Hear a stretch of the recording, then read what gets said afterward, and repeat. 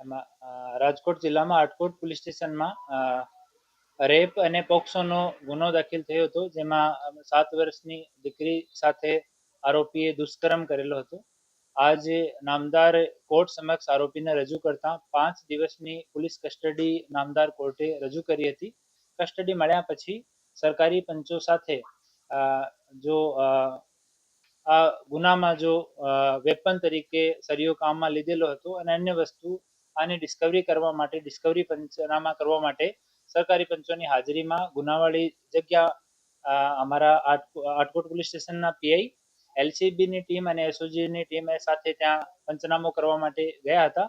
પંચનામો પૂરો થયા પછી ત્યાં જ પૂરો થતા જ્યારે પરત આવતા હતા ત્યારે આરોપીએ ભાગવાના ઈરાદાથી પોલીસ ઉપર જાનલેવા હુમલો કર્યો.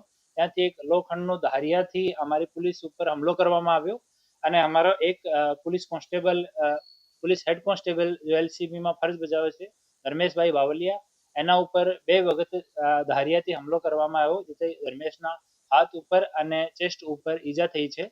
અને બીજા કર્મચારીઓ તરફ દોડતા હુમલો કરતા અને સેલ્ફ ડિફેન્સમાં અમારા પોલીસના 2 અધિકારીઓ તરફથી એક રાઉન્ડ જેટલો આને કાબુ કરવામાં જરૂરી હોય એટલો ફોર્સ યુઝ કરવામાં આવ્યો અને બંને પગમાં એક ગોળી આરોપીને વાગી છે. ઘટનાની તુરંત કંટ્રોલ રૂમમાં જાણ કરવામાં આવી અને તુરંત 108 ઉપર કોલ કરવામાં આવ્યો અને આરોપીને અને અમારા ઘાયલ પોલીસ કર્મી બંનેને આટકોટમાં જો ડોક્ટર બોગરાનો હોસ્પિટલ છે એમાં એડમિટ કરવામાં આવ્યા.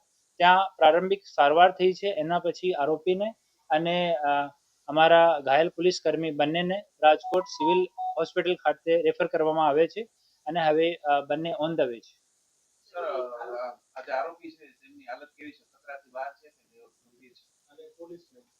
અને બંનેની હાલત સારી છે અને જેટલો આવશ્યક હોય એટલો ફોર્સ યુઝ કરવામાં આવ્યો અને આરંભિક સારવાર ત્યાં કરવામાં આવી છે અને ડિટેલ રિપોર્ટ મેડિકલની એક વખત અહીંયા મેડિકલ એક્ઝામિનેશન થઈ જાય એના પછી જ કહેવામાં આવશે.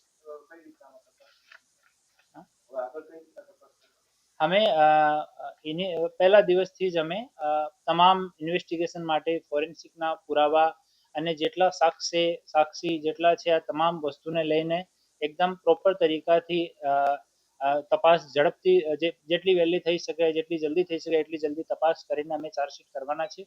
એ જ રીતે અમે લોકો પ્રયાસ કરી રહ્યા છીએ. આરોપીના પગમાં, બંને પેરમાં, ઘૂંટણાથી નીચેના ભાગમાં બંને પેરમાં ગોળી વાગી છે. પોલીસ ઉપર હુમલો કર્યો છે એનો બીજો ગુના દાખલ કરવાની કાર્યવાહી આટકોટ પોલીસ સ્ટેશનમાં ચાલુ છે. આ એક વખત 5 દિવસ પછી વિચારવામાં આવશે.